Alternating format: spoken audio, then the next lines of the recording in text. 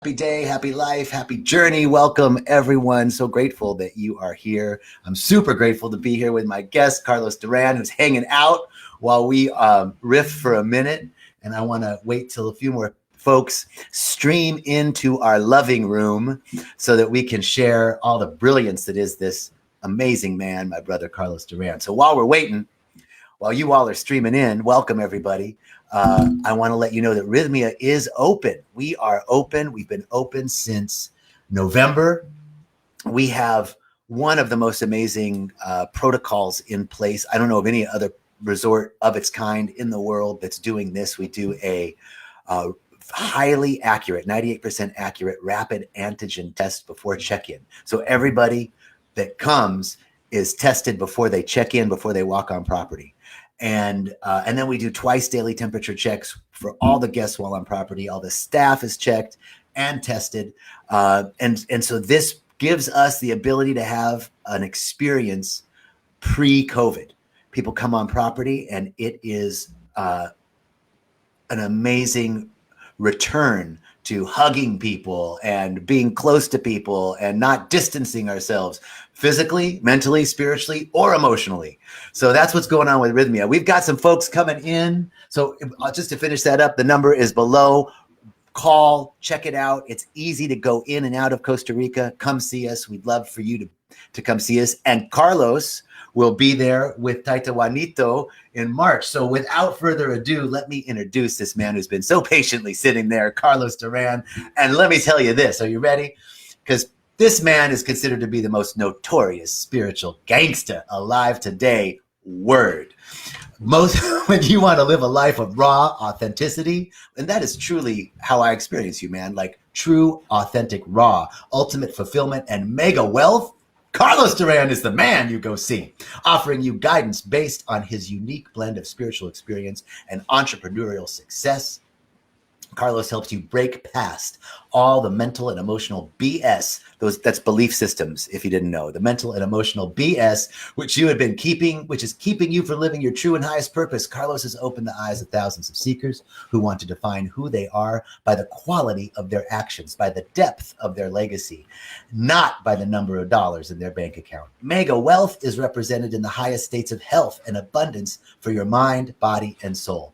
Carlos Duran is not for everyone. If you'd prefer to live a lie or accept mediocrity, mediocre results, then run when you see him coming, because his medicine is only for the brave who are ready to tear down their own facade and embody the brilliance of who they are.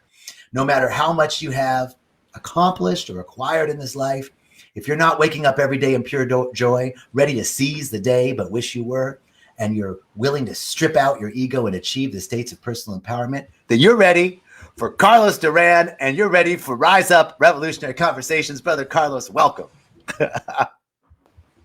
What's up, Jay? Thank you, Rythmia. Thank you to everybody that's tuning in. Claudia, Lisa, Romana, Lisa, Aliyah, Gobi, my man, your Shelly, Jane O'Hare, Dorota, thank you so much here and on Facebook and everywhere else and at home watching, listening. May God bless you. May God protect you always.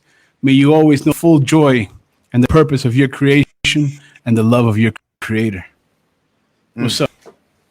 That's just beautiful, man. I'm so happy. My heart is full, because like this intentional way of living, like a greeting that says, that affirms the truth about people, for and about people. That's who you are. That's how you walk in the world. And I think it's just what is so attractive, right? Like there's something that resonates in the power and truth of your words that hits and embraces each of us. So thank you.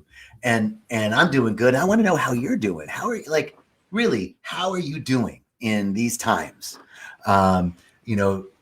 This has been challenging for so many people, and yet there have been blessings. There's always the pearl on the other side. So I'd love to know how you're doing and what are the insights and revelations that you've received out of this time, this pause of COVID.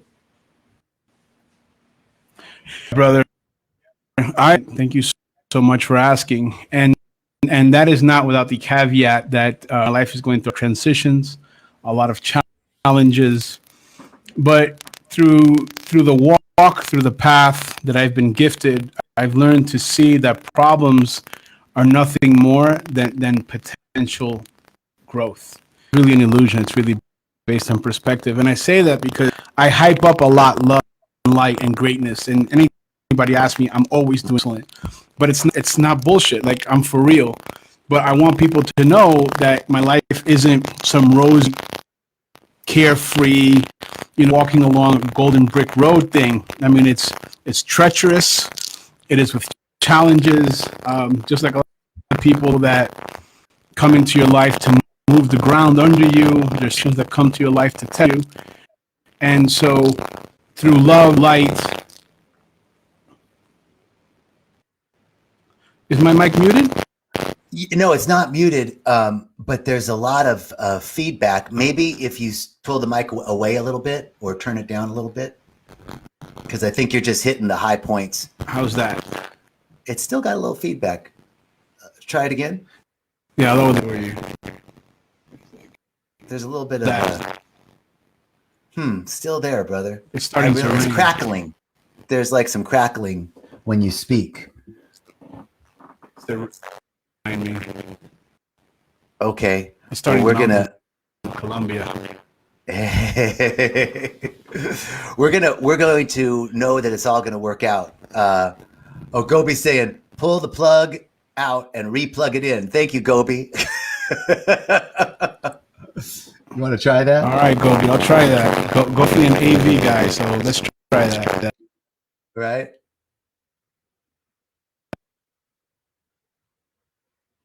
While Carlos is doing that, as soon as he plugs back in.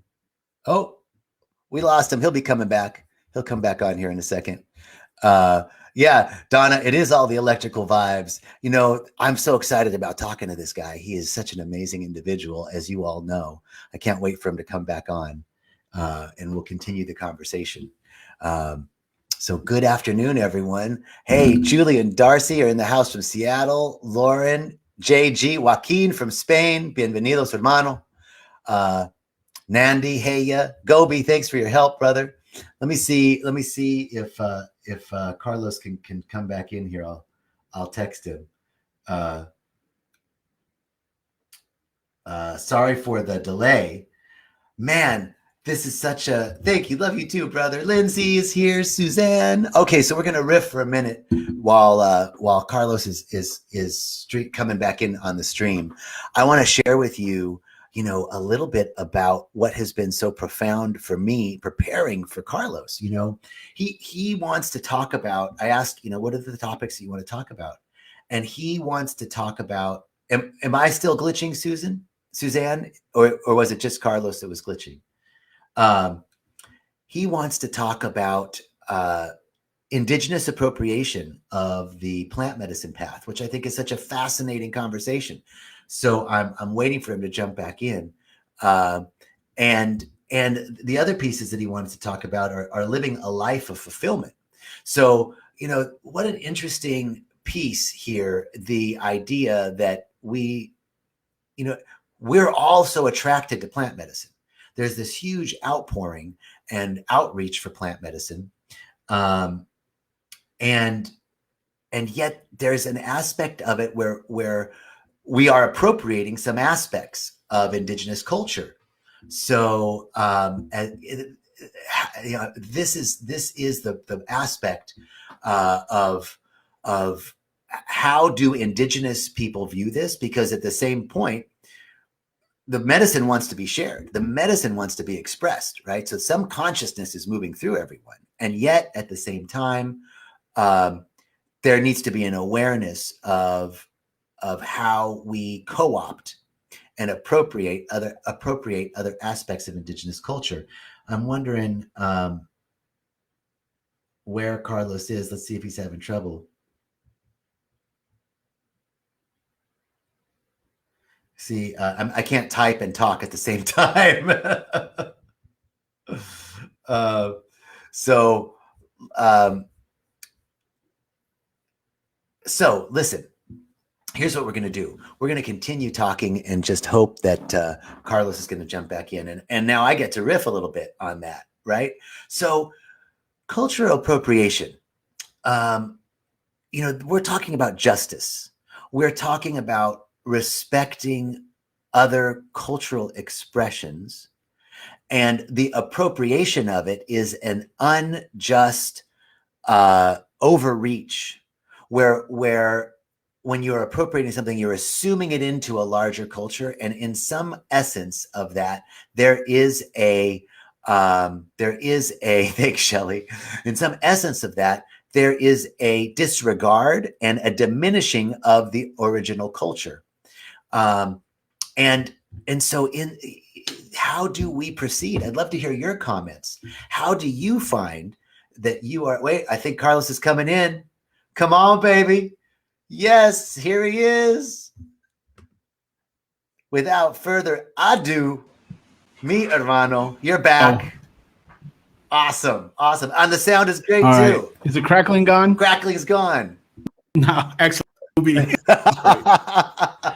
All right. Beautiful, man. So while you were handling the crackling, I started to riff a little bit on cultural appropriation of indigenous medicine path. And I wanted to get to some other questions before that, but because we started talking about that while you were away, I want to jump right into that and ask you a little bit about, this was a topic that I think is near and dear to your heart. Flesh out the understanding of cultural appropriation and anything you want to share around that. And then I have some questions I want to ask you. Yeah, man. So cultural appropriation is very curious.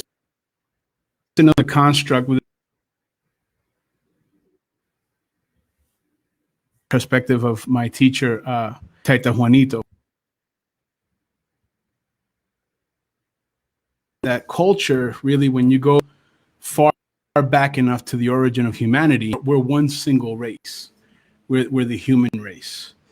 And if we look at the aspiration of humanity, it's to speak the language of love, which stands from the science frequency that love is a unifying frequency. It's a single frequency of unity and of oneness. So culture is something that's meant to be shared. It's something that's meant to unite people, to share, my rice and beans with someone that's making Chinese rice, with making curry. So when we look at culture, we really see the origin of humanity to share things. We're meant to be one, we think. And when we look at the divine paths, or Taita Juanito explains, the pillars of light that were left here many eons ago by Creator, their seeds were planted. So, for example, would be considered like one of these paths. Tai Chi, Qigong, ayahuasca, peyote, San Pedro, cacao, and so many others. Can't name them all. I don't know them all. But each one of these paths were left as a seed or a pillar of regions of the world to be cultivated there, but not to be kept there. They're meant to be shared. Cultural appropriation is really when we take something that the Creator gave to all of us, keep it just for us. We say that's exclusively. There we say dogma and doctrine come in saying, oh, this is only for 40, or, this group can't have access to that because they're not part of the original lineage. Because, again, when we study the origin of humanity, we all come from the same origin.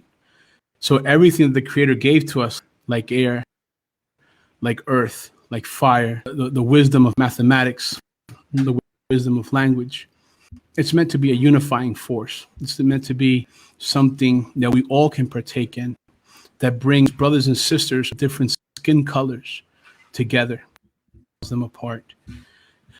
So to me, when we think of cultural appropriation, I just think of it as another part in the matrix that is wedged in an illusion to apart from ourselves, apart from nature, and apart from one another. So I believe that what we need to do is appropriate as humanity all the culture and embrace all the cultures, and not judge one another, but rather uplift and edify one another through this cultural sharing, so that as a race, become wiser, better, more subtle in the frequency of unconditional love. Yeah, such beautiful words. First of all, you spoke of so a couple of things I want to touch on: the aspiration of humanity. And that is such a beautiful piece I want to go back to. But before I get to that, I want to ask you for clarification, because I feel like cultural appropriation has something to do with a dominant culture appropriating or taking or assuming a non-dominant culture's traditions into their own. And in that activity, there's something lost from the original culture. So that, I think of cultural appropriation of the indigenous path as like, clearly this consciousness, this pillar of light called ayahuasca that wants to be shared, or plant medicine, or healing journeys, that this wants to be shared, coming from an indigenous tradition, and it's being brought in and taken over by non-indigenous cultures. And there's something that gets lost in that assuming or assumption. That was kind of my understanding of cultural appropriation. But you're talking about cultural appropriation is when one appropriates it to themselves, or to like, oh no, only indigenous can do this. And you're saying, no, this is to be shared. Am I correct in that? Yeah, because we go back to the concept of we're all family. If you go to origin, if you go to source did the human race.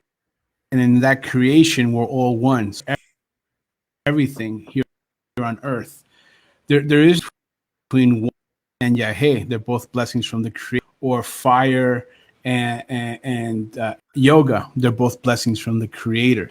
So there's two parts to your question. One, the wisdom keepers of the technology, sacred will never be lost.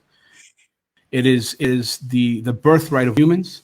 It is the Creator. The Creator itself will always make sure that there are keepers that know how to use the technology and share that technology. That there's corruption within our diff right now. There's corruption with the spiritual path that I've come across. Certainly within every religion, seeing partook in, there's corruption. So in that corruption, a level of appropriation, because there's a certain select few to secrets and keeping them for themselves, allowing the masses to evolve. And one culture takes on another culture knowledge, there are things that get, because that culture is different. There's a change that takes place. But yes, so long as the technology is applied in its true science and its pure way, then it's not an appropriation. It's an evolution. It's a different way of a necklace, or a different way of planting a garden. The Creator has left so much diversity in the way that we can a piece of broccoli, or there's different ways that we can cook a piece of steak.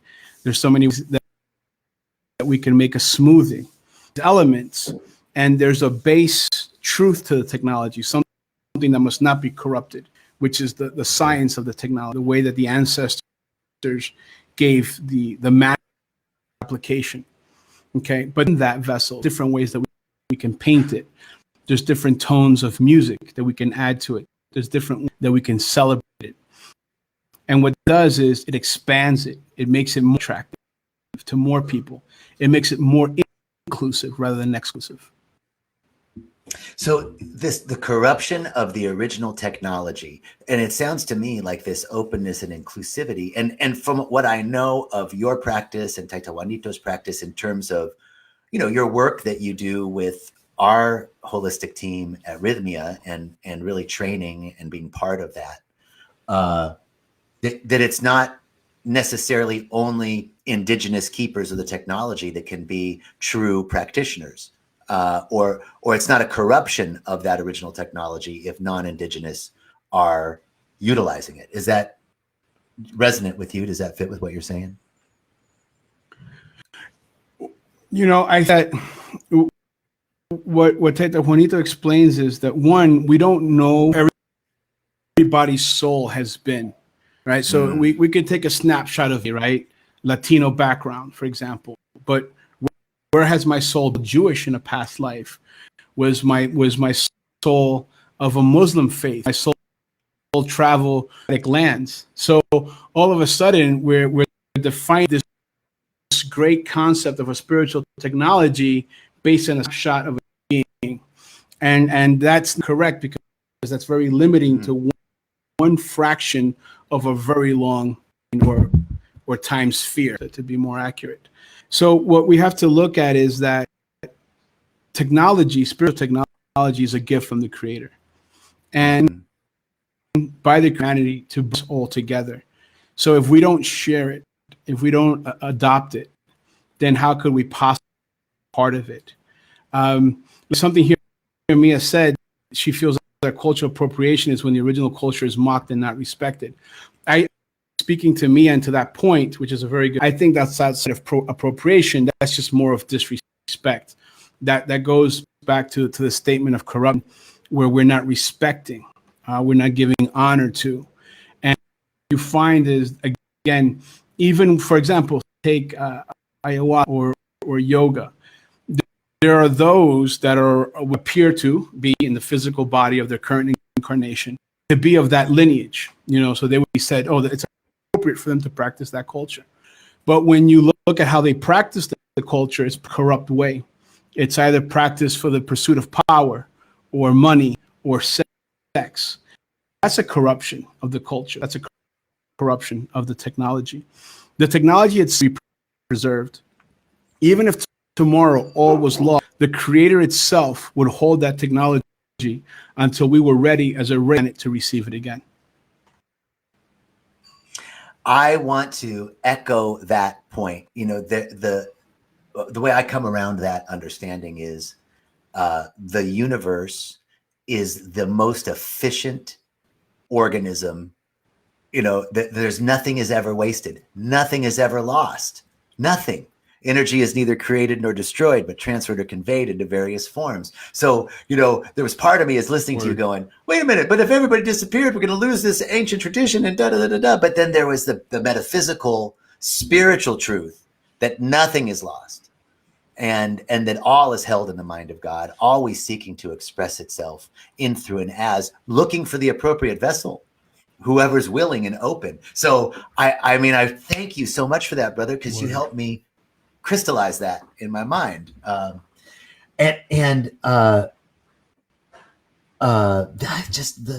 words are so beautiful. Back to the aspiration, there's so much corruption or aberration in our society, but behind every corruption, behind every aberration is an inspiration or an aspiration. Right. So we can always look to see, even in the worst, quote, worst setting, there was a real intention for love behind it. Right. So that was just so beautiful. We are all the true aspiration of humanity is to speak love, unity, and oneness. The language word. Your beautiful words, brother. So tell us,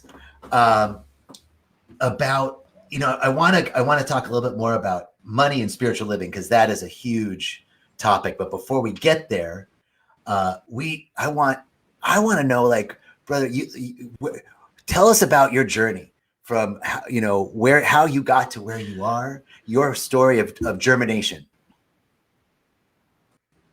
Yeah, I'll break it down into parts, because it's a fair journey, and I feel like I've lived multiple lifetimes, 42 years. And one time, one guy said to me, he goes, Carlos, it's like you're Caribbean. And I was like, yeah, word, that's true. I've been like this, some kind of weird, square pirate through life. And, the type of gangster is not something for myself. It's just something that so many people have to me that I now embrace it, step away from it. So I don't consider myself to be a spiritual person. I make mistakes. I'm by no means an enlightened being. I'm a human being that seeks to fulfill his greatest design, will of my creator. So when I started out, I was born in New Jersey. Shout out to East Coast people out there, with much everyone else in between as well. All parts of. I consider myself a universal citizen. I was born in Section 8 neighborhood, which is basically a welfare or government subsidized area. I grew up in a very violent home. I was raped as a child for years by a family member. My dad, God bless his soul, was a professional criminal, higher echelon of criminal enterprise. And that's the environment that I grew up in. Till about my early 20s, I had a breakdown. I couldn't look at myself anymore. I literally had my favorite car, candy apple red interior Jaguar XK8, pearl white with cream interior Infiniti J30. I had a black 350 BMW I convertible, Cadillac. I had jet skis. I had an apartment in downtown Miami. I had a 3-bedroom house with a pool, a quarter acre of land in South, and 50K in my home safe at any given time, right? But I also slept with a loaded 40 caliber Koch. I didn't go anywhere. Sometimes I'd have to travel with bodyguards, and the money wasn't it, man. I drank deep from the cup of gluttony. I would drop 5 strip club on any given Tuesday. That wasn't even the weekend. That's for real. To go to sleep, I'd have to drink about a fourth of whiskey every night. My Jack Daniels, and it was rough, bro. It was rough. Keep facade, keeping up the pace. Staying 3 steps of everyone else that was interested in your demise. And I didn't know better because that's the world I grew up in. I just didn't know better. My mom was a pillar of light in my life. She taught me to pray from the age of 4. And that winning beacon that was planted that activated in my early 20s. That beacon that my mom put there. Boop, boop, time to come home. But I didn't know where home was. And I remember I put up black sheets or whatever sheets I could find in all the mirrors in my house. I shaved all the hair off my body. And I just resigned life, became a hermit about 2 months. Thank God for my best friend at the time, Juan Fernandez. He'd remind me that he'd bring food to me. I became one of the world's best spades player, and really good at smoking a lot of time. And that's how I coped, because there was something that just wasn't right anymore. And a lot of the seeds that had been planted to fruition. One of the big in my life was my dad's girlfriend at my age, and we'd been together. Jeanette and I were, and she killed herself with my dad's gun in his penthouse, and that was it. That was the apex for me. This is not worth it, but I didn't know what worth it. And then I began a whole journey. I monetarily, I lost everything that I had, or was taken back by the universe. It was all tainted anyway. I became. I remember Zen for me was him. I started working at the gym, and I was the towel boy. I went from the head of a multinational empire, having 156 employees under me, to being the towel boy at a gym. Wow. And for me, Zen was coming into the morning and drying the towels and feeling those. I remember I would take those towels. I figured, this feels so good. I have to fold them in the perfect stacks, and everything had to be ready by 6 o'clock when the gym opened up for the member. And ironically enough, my dad was a member of that gym. Come and see me, be like, "What are you doing?" I'm like, "Dude, I love you, but I got nothing to do with your world anymore, bro. I'm a towel boy, and I'm happy." And from there, the natural hustler in me began to. After a little while, I was look at the personal trainers. I was to make good money and they have a good life. So I became and then I met this amazing man named Gary Halbert, who is truly the first soul warrior that I ever met in my life. He was an extraordinary marketer, extraordinary copywriter. And one Wednesday, he says, how would you know more about what I do? And I was like, well, what do you do? He's like, I write for a living. Word. Friday, when I get to the gym, there's a huge FedEx box just stuffed with newsletters and books. And he had that sent to my house. I didn't sleep, and I consumed everything. He came back for his session on, oh, did you get my material? I was like, yeah, I got it. He's like, oh, did you read it? I was like, yeah, I read it. He goes, oh, I go, everything. He's like, everything? I go, yeah, I read everything. Every newsletter, every book you sent me, I read it. He's like, you want to come work for me? Like, word. And that whole new adventure in my life with Gary, because Gary was a little shout out to Gary because he was truly a phenomenal human being. He was an outlaw in his own right. He had what he called the perfect, which was a coral peach Rolls Royce. He also had a coral peach Toyota Camry because it was always about the bling for him. He lived in a 6-foot houseboat, coral peach, bayfront of Bayside, town Miami. And he taught me a lot about living an authentic life, about environment, about how environment really dictates. He really pushed. He taught me the secret of making my bed first. He taught me the secret of, my mom said to me, even though you might be growing up poor, you always have to be clean. Mm-hmm. And then Gary broke me out of that. He said, you've never been poor and you'll never be poor. You're just broke right now. And that's a pocket. Poor is a permanent condition of the soul. Mm. And from that leap, and Gary lit me up. Gary one that inspired me to blend business with service. He's the one that taught me that you can make money, slave to money. He taught me to dedicate my life to the health and wealth of my mind, my body, and my soul. A lot of the constructs of the makes of what I thought money was and how it was made and how it should be applied. And he taught me how that I could choose always how I made, and I could choose how I spent my money. And he inspired me to do things, both in action and in service and words. And then from Gary, I went to study at the Kabbalah Center. I had an amazing teacher, Shimon Safadi, the soul. He has now physically passed on from this world. And Shimon taught me, one of the great things that I learned from Shimon was, don't focus on the things that you didn't get. Be grateful and focus on the things that you did get. And that, again, brought another paradigm shift into my life as to how I experienced life, not focusing on what didn't happen or what should have happened, but rather looking at the lesson, the blessing, and the potential growth in everything that was happening, did happen. And then from there, I really into organic agriculture. And it was a huge blessing in my life, living in Costa Rica. I got turned on to an amazing series called The Ringing Cedars of Russia, and the protagonist of the story, her name is Anastasia, and the series it's based on her true life, and it's written by her husband Vladimir Merg, and that brought me into a greater of the history of humanity.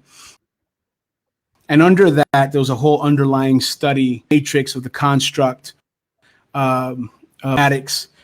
And this brought me, it was a culmination in my life. And believe it or not, a big thread, hip hop, the hip hop culture, hip hop music has inspired me in moments of my life, has taught me that I'm a hustler and I could have to be knocked out, and that no knockout is permanent. Get back up, wash yourself off, and get back in the game.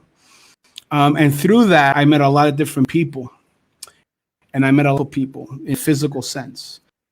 I met a lot of powerful people in the social sense, but that's outside of this conversation at the moment.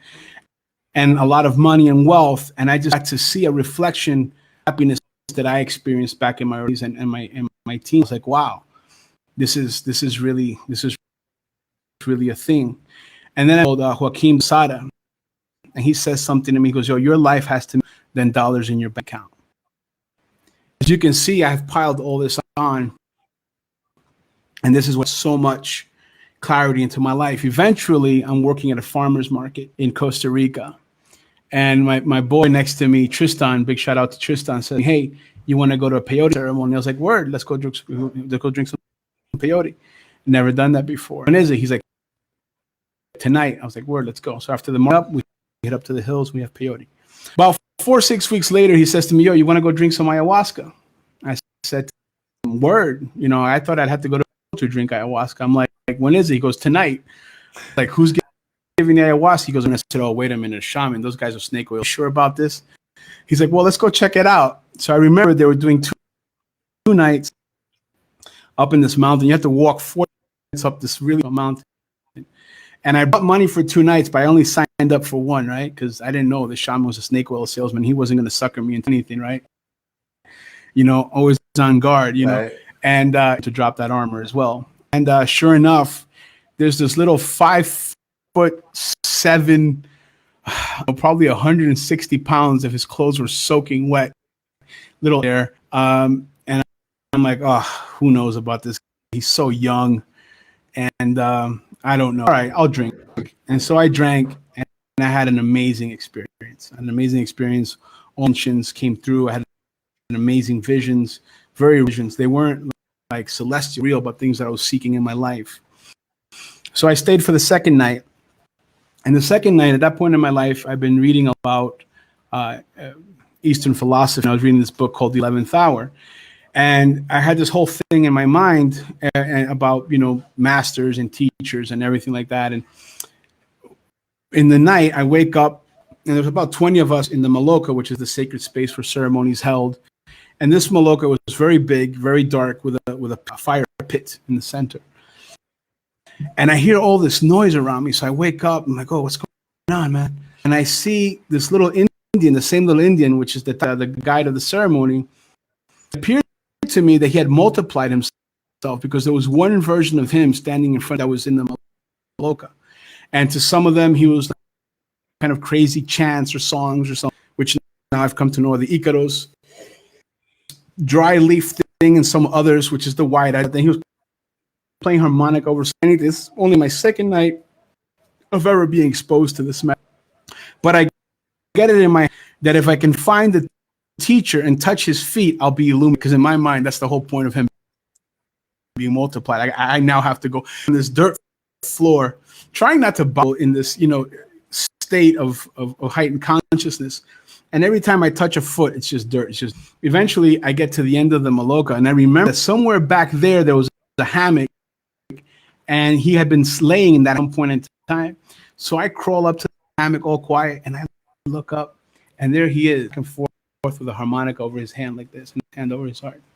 And I look back, and all the noise is going on, and he's still multiplied. And I said, oh, man, this guy's legit. That's the day that I fell in Juanito. It's not the day that I married myself to him, but it's definitely in love with him.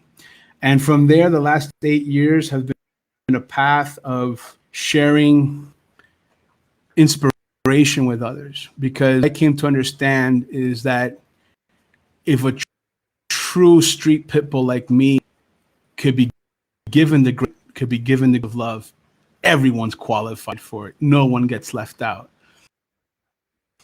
And it's been my purpose to fulfill my greatest design to the Creator.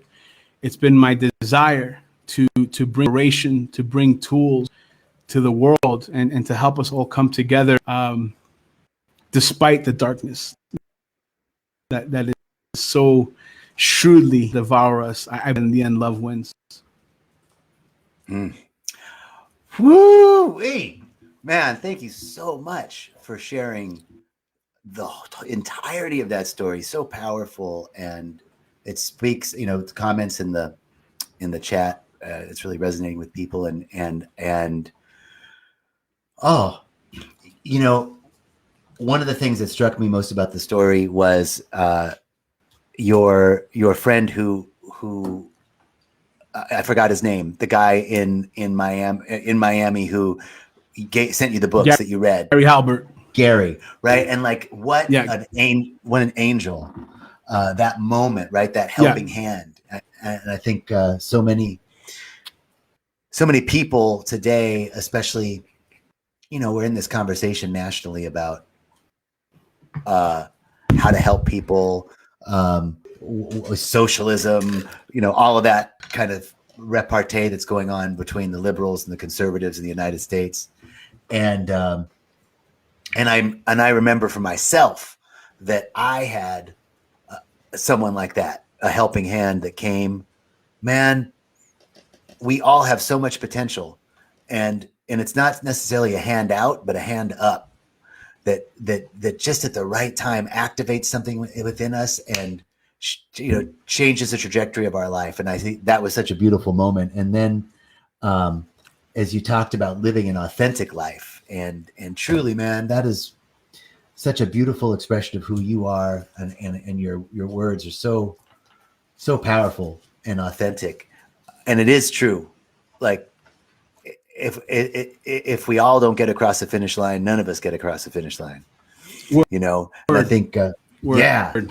So now you've rolled this into a really dynamic connection of being of service, Spirit using you and your connection with Taita Juanito and the work that you do together. And you've got a market, you've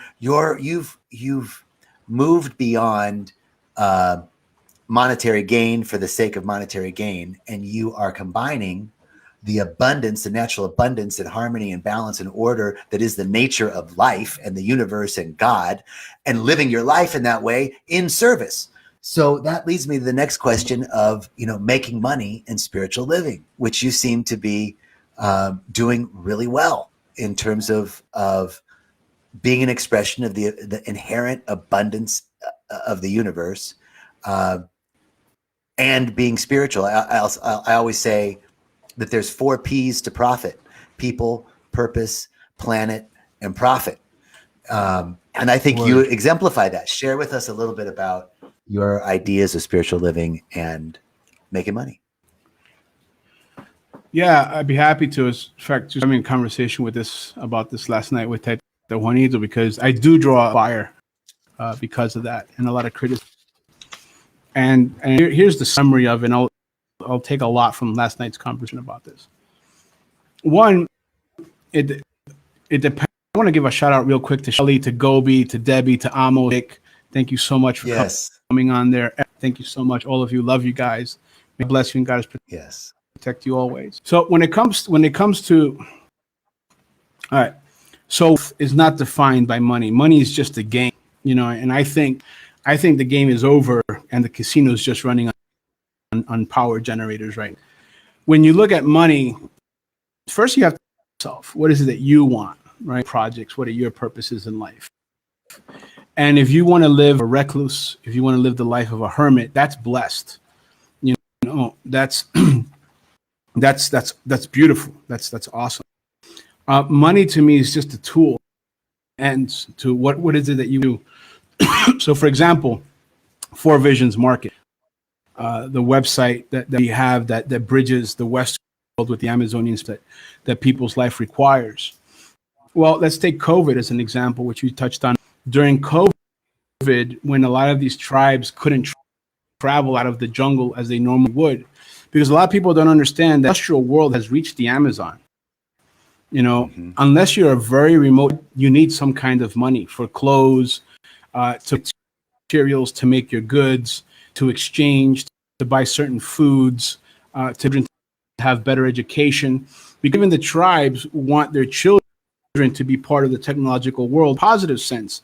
They don't want them to be ignorant of the technological world. During COVID, there was need for medicine, there was need for clean water, and through money, made that support happen. I can't, it's raining behind me, but I can't take 50,000 gallons of water from this rain, put it on an airplane to the Amazon. If I did, it still require money to do it. So money is really a tool for if you're a singer, if you're an artist, a sculptor, a woods person, after, and that's your art, and you bring that art into the world.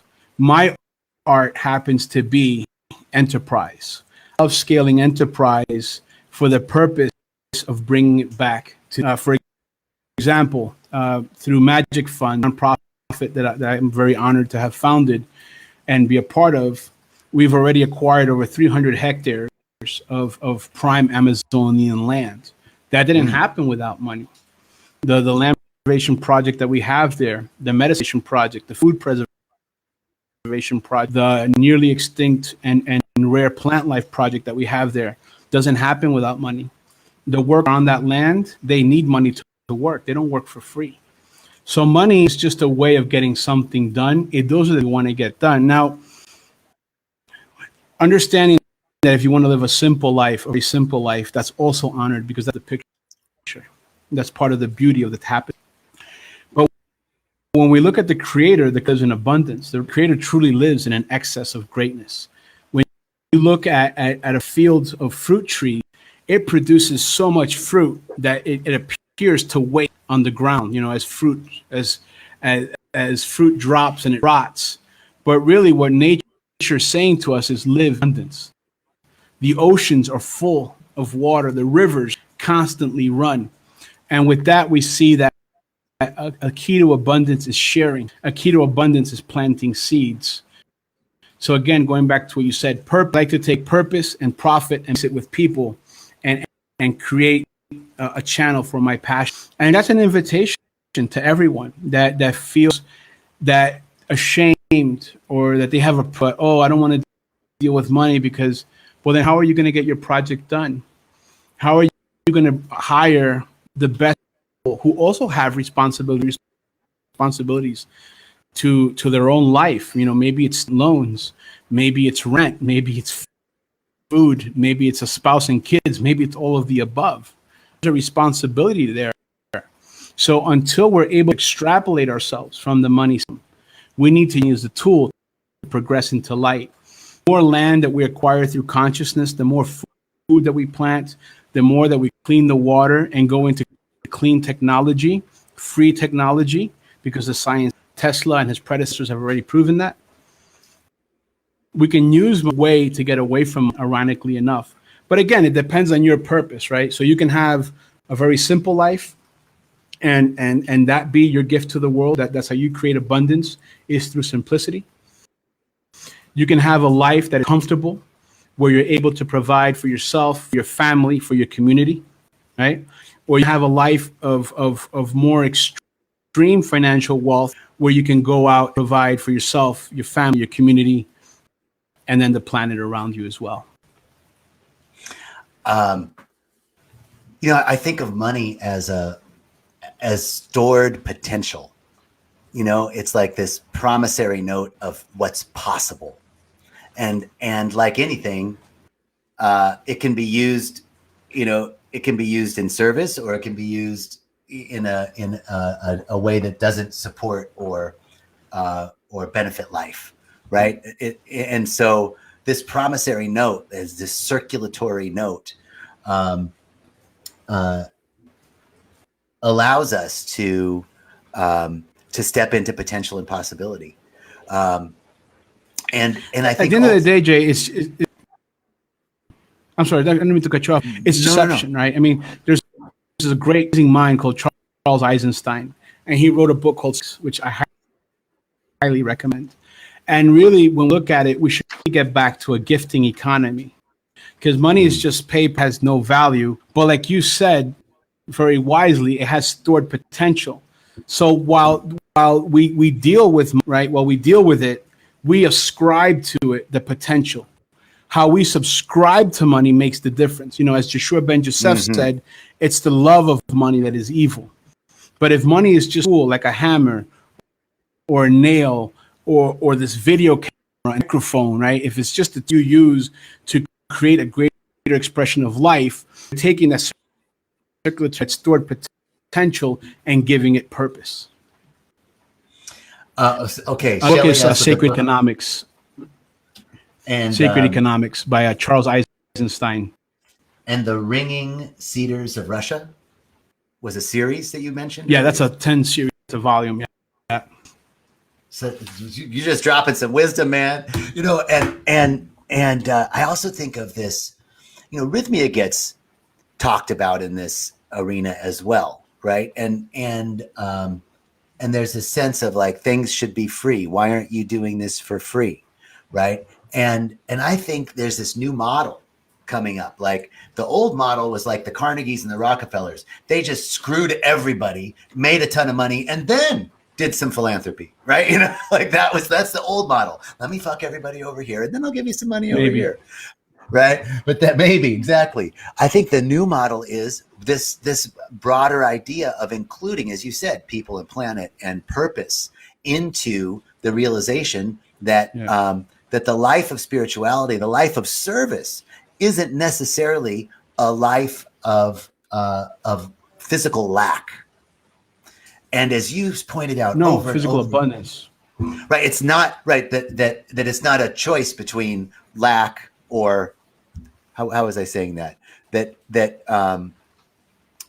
to be spiritual and to be in service, to be used fully by the Creator, to express our gifts and talents, to become a beneficial presence in our communities and on the planet, doesn't mean that we have to be materially poor, right? That was you have to be a pauper, poverty as the means of service for a priest, for example. But I think that we can step into, nature as our teacher. You've been talking so beautifully today about all of the ways that we see the abundance in nature, in the ocean, in the streams, and in the fruit, right? Multiplying and falling. We see that abundance is the nature of God, that it takes out of itself and creates more of itself without ever depleting itself. This is the nature of the universe. And we too, I love the biblical reference. It is the Father's good pleasure to give you the keys to the kingdom. Let me, open up a blessing. Prove me now, says the Lord of hosts, that I will not open up the heavens and pour a blessing down upon you too big to be contained, right? That is the teaching of prosperity for everyone. So I'm so with you on that new model of creating systems where all people are included, brought up, abundance, and fulfilling purpose. Brother, I've just loved talking to you. We're drawing to the end of our time. I want to ask you one more question. This life, living a life of fulfillment. Tell us about living this life of ultimate fulfillment. What is ultimate fulfillment for you? Yeah. So fulfillment is the pursuit of balance between mind, body, and soul with the purpose of fulfilling your highest, greatest design. From a perspective, to be very simplified, your life is like a movie theater, right? The movie complex. And you come into the theater, and there's 10 movies playing, right? In each one of the room. The first room is the worst version of your life possible. The 10th room has the greatest version of your life, all valid. And is that the Creator designed you to fulfill your greatest and highest purpose. But it's through our choice of what we plan, cause and effect, the choices that we make as to what version of the movie we're living in. And the beauty of the secret is that at any moment in time, scale up to that greatest version possible, just by making, as Taita Loriano, blessed soul, said, Taita Juanito's teachers, think beautiful, act beautiful, and live beautiful. So have a beautiful life. You will naturally to the greatest of your life possible. So for example, with me, one of my greatest challenges has been my weight, the way that I emotionally relate to with food. For me, pursue higher states of physical well-being, being connected to my nutrition in a balanced, emotional, psychological way. It's been a big challenge for me, but it's been a beautiful road, and I'm super grateful.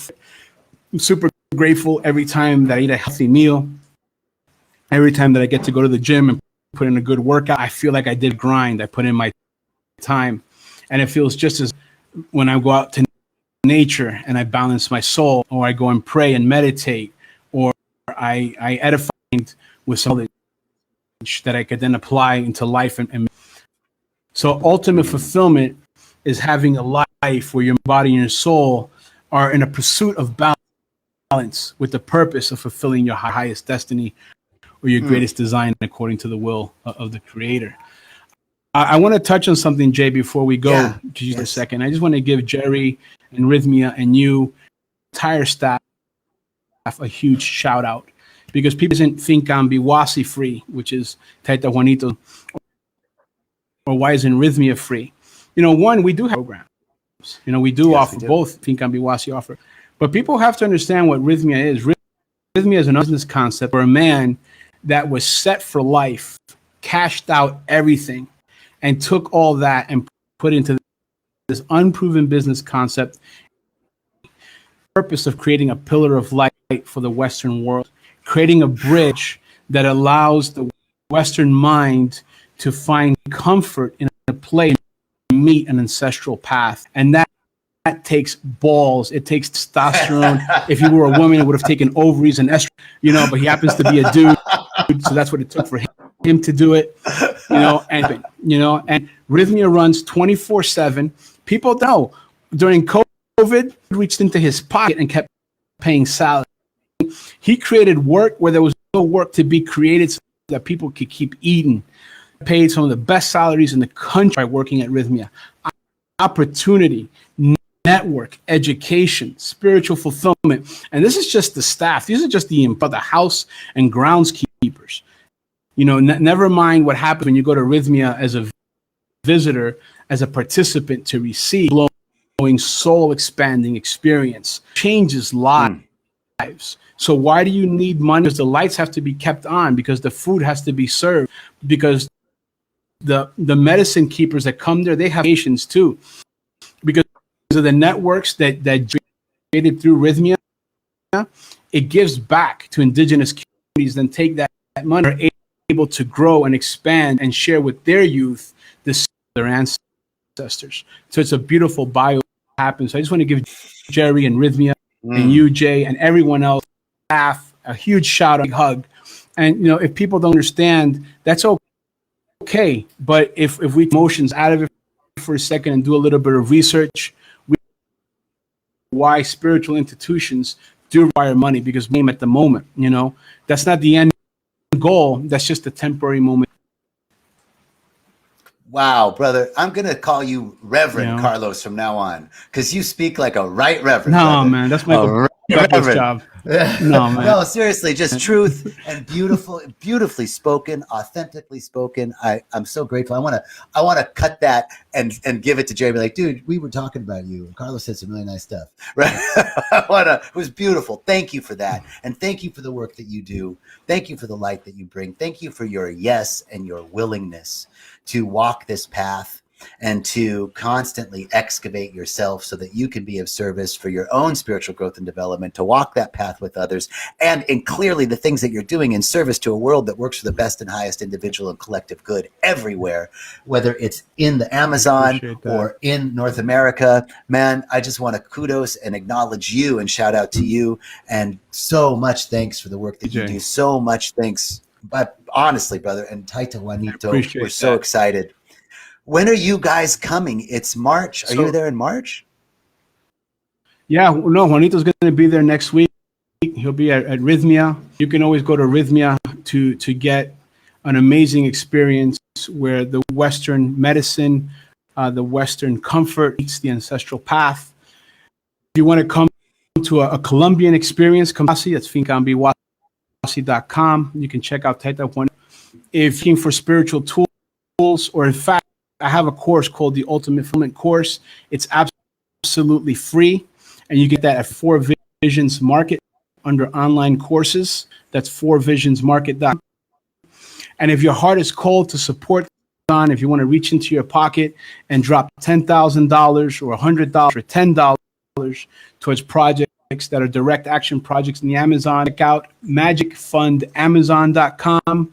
So we've got those 3 resources there. Fincan Biwasi, 4 Visions Market, and Magic.